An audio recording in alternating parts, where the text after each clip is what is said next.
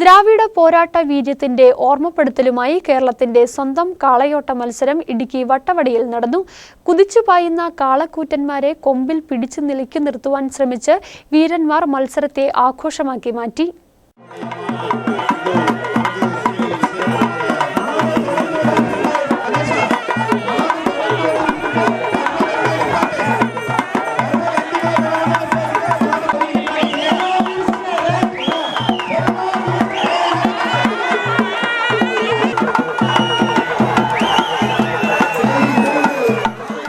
നൂറ്റാണ്ടുകളായി പിന്തുടരുന്ന കാർഷിക സംസ്കാരത്തിന്റെ ഭാഗമായാണ് വട്ടവടയുടെ സ്വന്തം മഞ്ജുവിരട്ട് നടക്കുന്നത്. ഗ്രാമത്തിലെ പ്രധാന കവലയിലേക്ക് പാഞ്ഞെത്തുന്ന ഉഴവുമാടുകളെ കർഷകർ കൊമ്പിൽ പിടിച്ചു നിർത്താൻ ശ്രമിക്കും.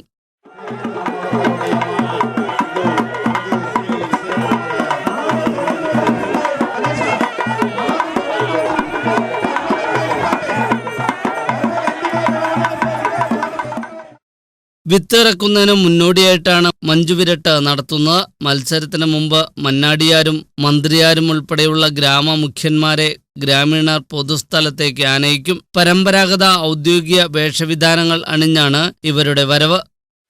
ഈ പട്ടങ്ങൾ കൊടുത്തത് ഒന്നും മണ്ണാടിയാറ്, മന്ത്രിയാറ്, മണികാറ്, പെരിയകർ എന്ന പട്ടങ്ങളാണ് ഇവിടെ കൊടുത്തിരിക്കുന്നത്. അന്ന് തൊട്ട് ഇന്ന് വരെ ഇവിടെ കലാചാരം എന്ന് പറഞ്ഞാൽ ഏത് വിഷയം ഇവിടെ ഉള്ള കാര്യങ്ങൾ എല്ലാമേ ഞങ്ങളാണ് കാണിച്ച് ഇതിൻ്റെ കാര്യത്തിൽ എല്ലാമേ കൊണ്ടുപോകുന്നുണ്ട്. ചിലപ്പം കല്യാണവും ഒരു ചടങ്ങായിട്ടോ തിരുവിഴായിട്ടോ ഉത്സവമായിട്ടോ ഞങ്ങളാണ് ഇന്ന് തീരുമാനിച്ച് ഈ ഊരിലൂടെ എല്ലാവരും ഒന്നിച്ചാണ് അത് ചെയ്യേണ്ടത്. ഇതിന് രാഷ്ട്രീയമില്ല, എതുമില്ല. ഞങ്ങൾ പറഞ്ഞാൽ എല്ലാവരും കേൾക്കും.